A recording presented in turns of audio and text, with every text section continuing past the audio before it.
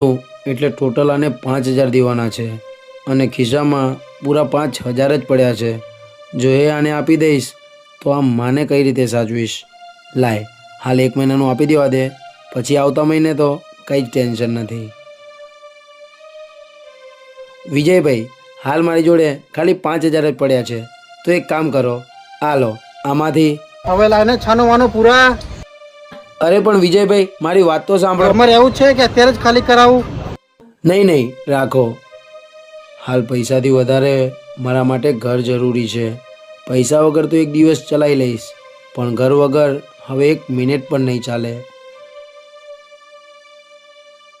માં, હું તને અહીંયા લઈને આવ્યો ત્યારે મારી એવી ઈચ્છા હતી કે તું જે કે તને પેટ ભરીને ખવડાવું, પણ આ મારી ઈચ્છા હું કાલે પૂરી કરું તો ચાલશે?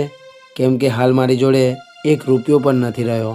દીકરા, તે મને માનો દરજ્જો આપ્યો ને, એમાં જ મારું પેટ ભરાઈ ગયું, એટલે મારે કાંઈ જ ખાવાની ઈચ્છા નથી. પણ હા, આ લે, તે મને 100 રૂપિયા આપ્યા હતા ને, એ રાખ તારી પાસે, અને તું કંઈક નાસ્તો કરી લેજે. અરે આ 100 રૂપિયામાં તો મસ્ત એક ભાણું આવી જશે, જેમાં તું અને હું બંને ધરાઈ જશું. તું બેસ ઘરમાં, હું આ ગયો ને આ આવ્યો.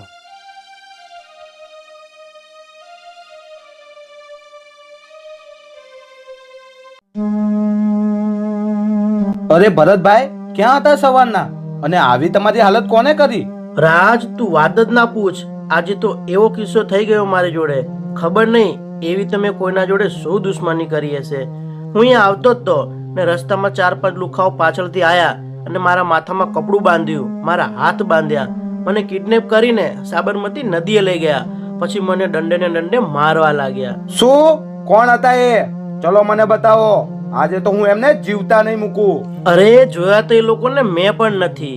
એ તો સારું થયું કે ત્યાં એક અજાણો છોકરો આવ્યો.